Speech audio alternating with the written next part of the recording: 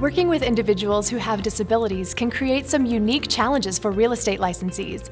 The Idaho Real Estate Commission has invited attorney David Penny with Kosho Humphrey Law Firm to discuss some common issues licensees may face in their daily real estate practice. Welcome, David. It's great to be here with you today. It's a pleasure to be here. It seems like there's a lot of misunderstanding and maybe even some uncertainty when it comes to working with people with disabilities. There sure can be. Well, to help with this, we compiled a few situational questions we'd like for you to answer for us. Let's go ahead and jump right into those questions. Many brokerages are interested in helping make this process a good experience for everyone, but they aren't sure where to start. What can they do to make their services more available to people with disabilities? That's an excellent question. Perhaps the single best thing an agent or brokerage can do is to have a very welcoming approach to people with disabilities. And it's really an approach to everybody because disabilities often are not obvious. And so an attitude of, how may I help you? What can I do for you today? And then having an open-minded approach to the response, I think, is very important. Under the law, the obligation that an agent or brokerage has really begins when someone makes a request for accommodation. And a request for accommodation is when someone asks for a variation or a change in a rule or a policy or procedure that the brokerage or agent might have, for example, in showing properties or conducting a transaction of some kind. When that request comes, the agent should be very willing to tackle that, kind of I wouldn't say that every request is a problem, but it presents something that the agent needs to give some time and some thought and some effort as to how you would overcome that. And the obligation under the law is to respond appropriately to reasonable requests for accommodation. And a request is reasonable if it meets three criteria. It does not impose an unreasonable administrative burden. It does not impose an unreasonable financial burden. And it does not put someone's personal safety at risk. There's not, I believe the language is immediate risk of harm to someone by accommodating the request that's being made by the person with the disability. That's great advice, David. Using your approach, if a real estate agent receives a phone call from a person in a wheelchair who wants to see some homes, what should the agent do when the home is not wheelchair accessible? Again, a very good question. One of the points that arises from that question is who should be determining the properties that are going to be shown to this client who in the phone call has indicated that they're wheelchair bound. And usually that's a decision best left to the client to let them decide what properties they want to see. And it's not a responsibility of the agent to look at the properties and decide what would or wouldn't work for somebody in a wheelchair. It's usually going back to that very welcoming approach of saying, how can I help you? And what can I do in my power as the agent to make this opportunity to view property a good one for you, one that you'll enjoy, one that will be complete. Because at the end of the day, it's to meet the needs of the person with the disability so that they have an equal opportunity as someone without a disability. They may say, I'll be fine, I can walk with a cane, and I'll be able to go up a flight of steps. That won't be a problem. Others perhaps not. And so using our test on what is or is not a reasonable accommodation, in this setting we could see a couple of things that might develop.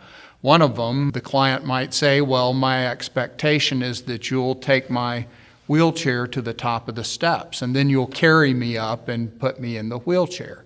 That is not a reasonable request for an accommodation because it changes the nature of what a real estate agent does, and therefore it would be an undue burden to have to assume the safety of somebody and actually carry them up a flight of steps.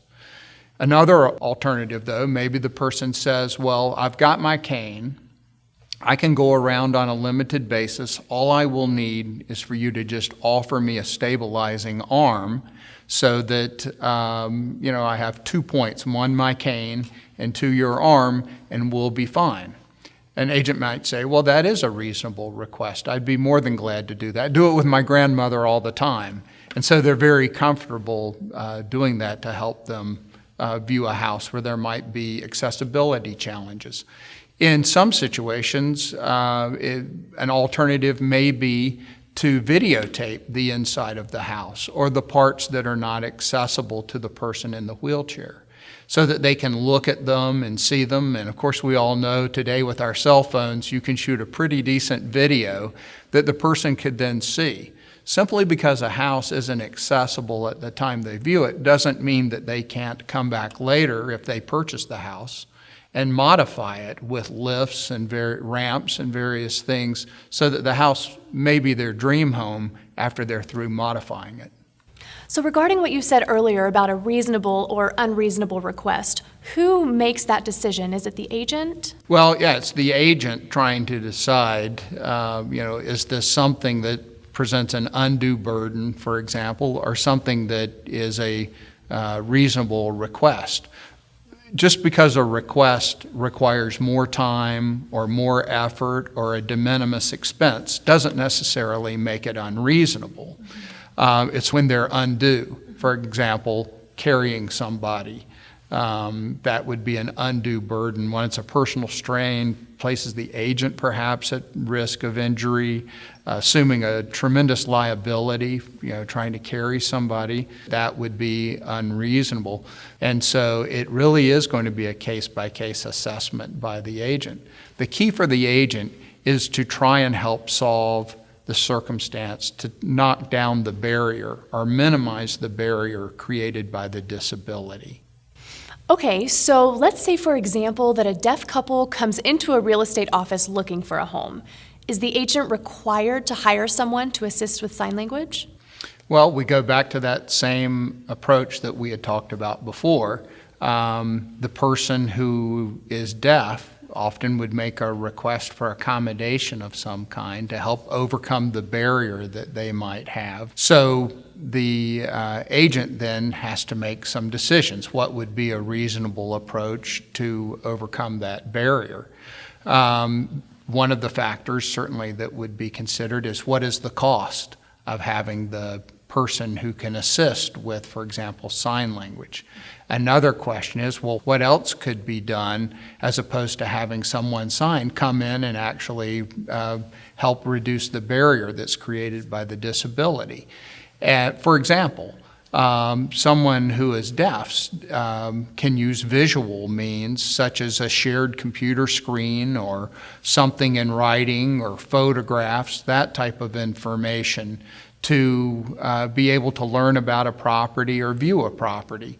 So in that setting, generally I would say no, you would not be required as an agent to incur an expense to go and hire somebody to sign for the deaf couple. If the transaction goes deeper though, they want to discuss the details of a transaction, make an offer on a property, and if there's minimal cost of having someone sign, it might help facilitate the transaction to actually have somebody involved. In that circumstance, it might be reasonable. Now, if you do hire the interpreter for one person, the question that I very often get is, does that mean I have to hire an interpreter for the next person and the next person and the next person? And the short answer is no, it doesn't. Each request for accommodation stands on its own, and the agent has to consider that request and what would be appropriate based upon the needs of that particular client. Okay, David, so it seems like it might be a good idea when the situation justifies the expense. Would you recommend the broker create an office policy that addresses this? While a policy by the broker isn't required, it might be a good idea to have a forward-thinking statement that expresses that the business and its agents are committed to working with people with disabilities. You're not required to adopt a policy. However, if you do, the policy should probably be created with the input from either a disability rights advocacy group or an attorney to make sure that it's correct under the law. So as you know, a big area that people seem to have a lot of questions about is service animals. Let's say a salesperson has a prospect that brings a dog with him wherever he goes. He says it's a service animal, but he's never seen it do anything but sleep. He really doesn't want this animal shedding in the backseat of his car, so what does he do? Well, one of the important points raised in the question is here the agent is suspect or questioning whether this person perhaps has a disability and whether they need the animal at all. And unless the agent has gone through some legal training or training through an advocacy group on how to correctly ask that question, the better course of action for the agent here would be to just go ahead and accept what they're being told by the client, that they have a disability and that they need the animal to come along. Under the Fair Housing Act, most people refer to animals as assistive animals because you not only have the trained service animal, but you also have a comfort animal. And a comfort animal doesn't require any special training. They are often used to help ameliorate the effects of a disability that could be something, for example, post-traumatic stress disorder. So the best approach is to accept the fact that this person needs to have the animal with them and then address what the accommodation is so that you can accommodate it or that you can even propose alternatives. Here, it's some inconvenience, but the fact that a request for accommodation is inconvenient doesn't make it unreasonable. So a towel or sheet could be placed on the seat where the animal's going to be. Other alternatives could be proposed. One alternative would be, we'll take the client's car. The animal's already familiar with that car and just ride along, takes care of the shedding issue. And then lastly, the agent and the client could travel in separate vehicles. That was great advice regarding service animals. We also get a lot of questions about certain breeds. For example, one agent had a buyer with a Rottweiler as a service animal, and they made an offer on a condo. The condo association says that their insurance company won't insure certain breeds, including Rottweilers. What should the agent do in that situation? Under the Fair Housing Act, someone in this situation, like the seller or the insurance company, doesn't get to place a breed restriction on the service animal that the buyer has. So in this particular situation, to enforce that or to take that position may be a violation of the Fair Housing Act. It's very important to talk about the role of the agent in this setting. Perhaps the best approach would be to talk to your client and advise them to get some advice on the Fair Housing Act from either an attorney or a fair housing advocacy group so that they learn what their rights are. You're neither the attorney nor an advocate for the client in this setting, and it's best to refer them to a source that can give them the complete picture. As we step back from this question, I just want to make the point that under the Fair Housing Act, and we talk about assistive animals that could be either service animals or comfort animals, we're not just talking about dogs.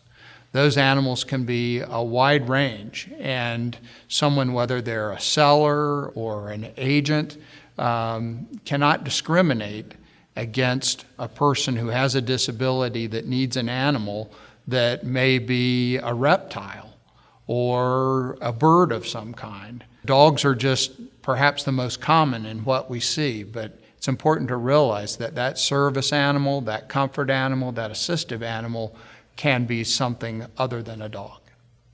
That sounds like a great solution for the agent, and thank you for the clarification on service animals in general.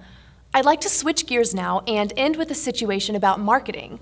A client's home has a ramp and other wheelchair-accessible features. She'd really like to market it to people with physical disabilities.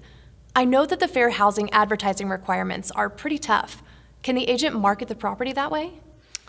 The short answer is absolutely, because the marketing requirements under the Fair Housing Act are to prevent discrimination against certain protected classes. People with disabilities are a protected class under the Fair Housing Act. So discriminating against them would be against the law. But it's not against the law to promote something that is a benefit or an attribute of a property that might attract people who have a mobility impairment, for example, from enjoying a particular property. David, thank you so much for your time today. We've had a great discussion on accommodating reasonable requests, and you've given us some nice tips that will really help us all as we work collaboratively to make the home buying experience more accessible to consumers. It was my pleasure. As a part of this segment, a handout has been prepared that contains the key points from our discussion today, as well as information that can help to start a conversation with your broker and office.